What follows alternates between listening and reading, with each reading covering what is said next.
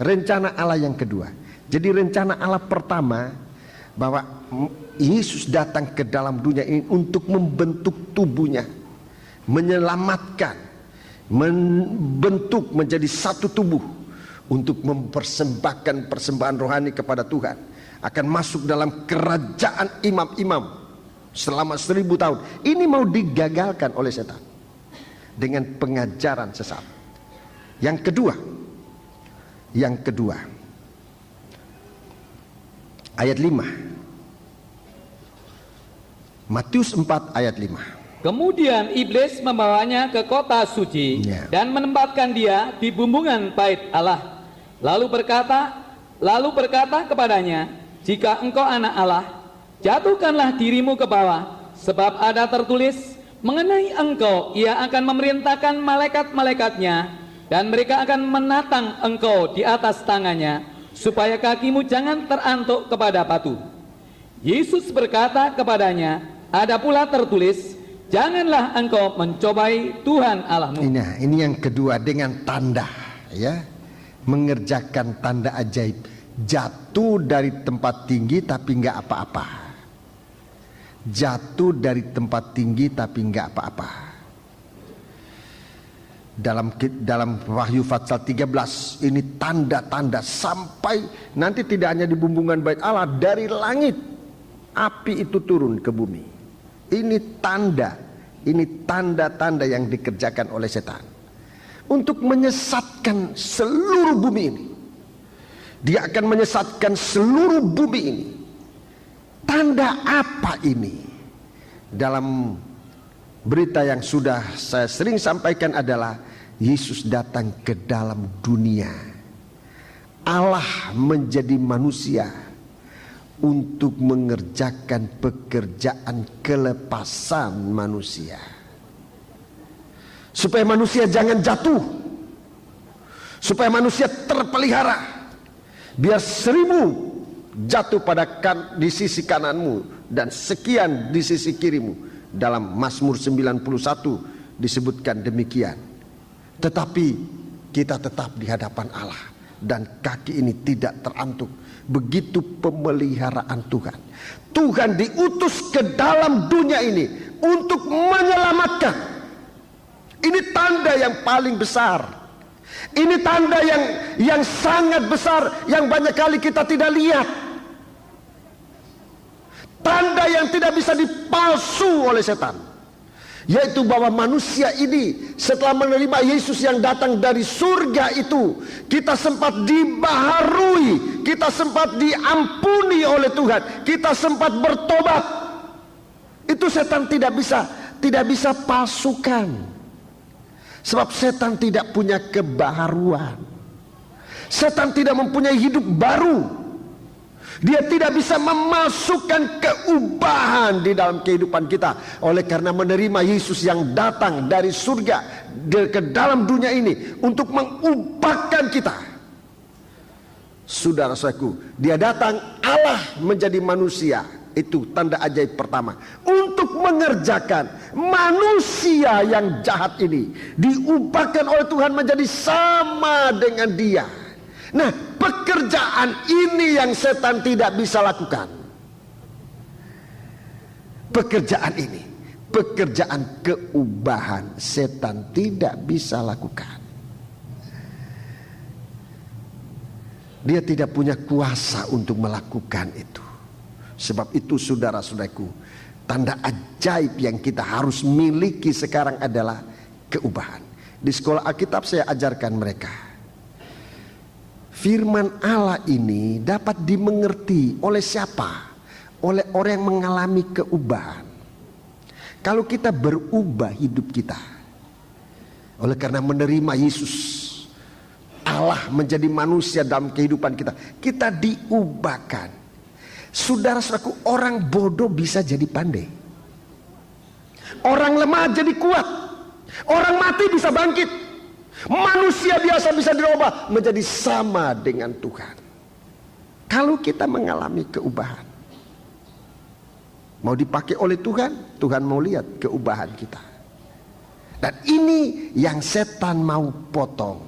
Ini yang setan mau cegat agar jangan terjadi suatu keubahan dalam kehidupan manusia. Waktu Yesus mau disalibkan, setan ini masih bekerja di hati Pilatus.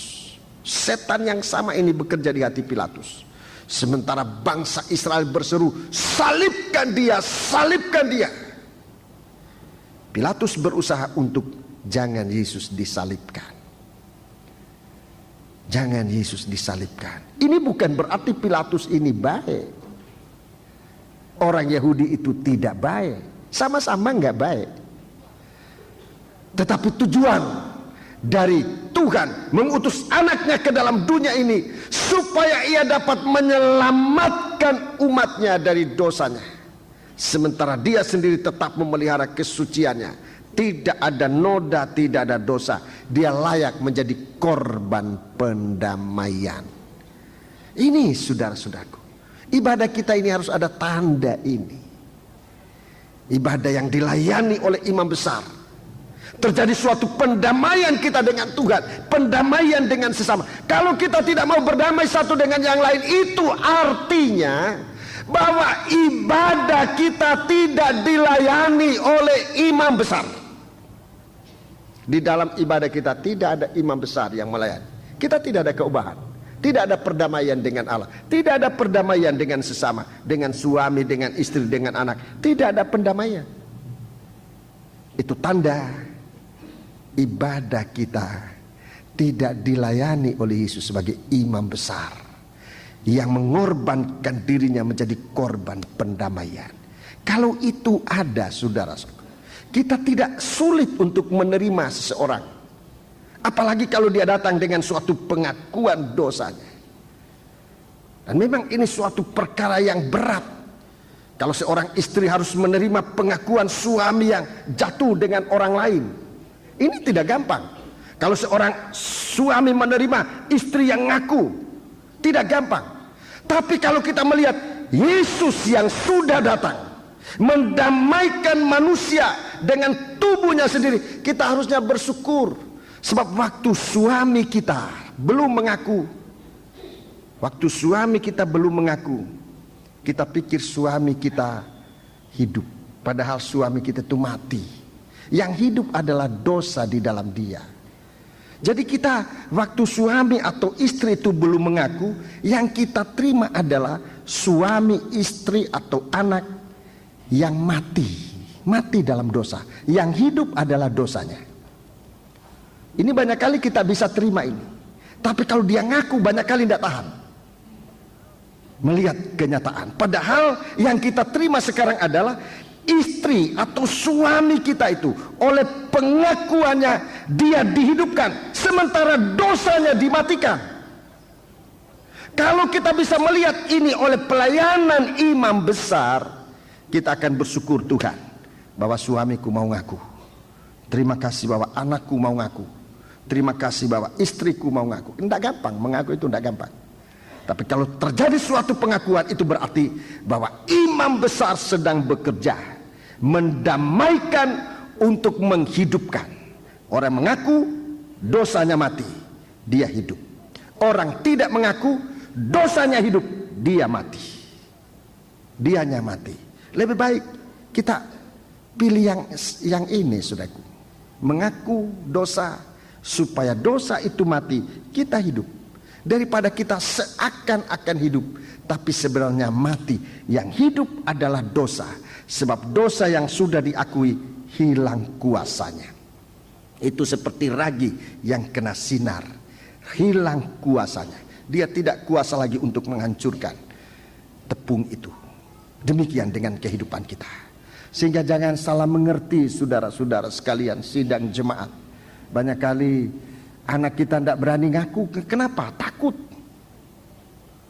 Sebab kita sebagai orang tua tidak berani menerima kenyataan. Padahal kalau anak itu terdorong oleh firman untuk ngaku, istri itu terdorong oleh firman untuk ngaku, suami itu terdorong oleh firman untuk ngaku, siapapun terdorong oleh firman untuk ngaku, dia sebenarnya sedang menghancurkan dosa yang tadinya membunuh dia, dosa yang tadinya mematikan dia. Kalau ia mengaku, itu artinya dosanya mati, dia hidup. Kalau dia sembunyikan dosa, itu artinya dia itu mati, dosanya hidup. Jadi jangan salah, jangan dikacaukan oleh setan. Jangan dikacaukan oleh setan. Ini yang sedang merajalela di hari-hari ini. Bagaimana setan mau menyesatkan manusia, sesat hidupnya di dalam dosa, tidak pernah mau merasakan bahwa Allah telah turun, Yesus telah turun ke dalam dunia ini tanpa terantuk pada batu untuk menyelamatkan kita. Setan cegat itu dengan tanda-tanda. Saudara-saudaraku, pada waktu Yesus lanjut dalam bekerja, tepatnya dalam Injil Yohanes pasal 2, saudara baca di sana, waktu hari Sabat, waktu Paskah, Tuhan bekerja menyatakan banyak tanda-tanda. Setan tampil juga untuk mengacaukan itu, sehingga iman anak-anak Tuhan tidak melihat Kristus yang adalah imam besar yang datang dari surga yang mengerjakan pekerjaan penyelamatan. Sebab itu kita mau sungguh-sungguh lah, saudara-saudara, mau sungguh-sungguh mengerti rencana Allah. Rencana Allah, kalau kita bisa sempat menerima Yesus yang turun dari surga, dia yang tidak terantuk pada batu, itu artinya dia tidak pernah berbuat dosa. Dialah imam besar yang dengan mempersembahkan dirinya mengampuni dosa kita. Ini mau dicegah oleh iblis.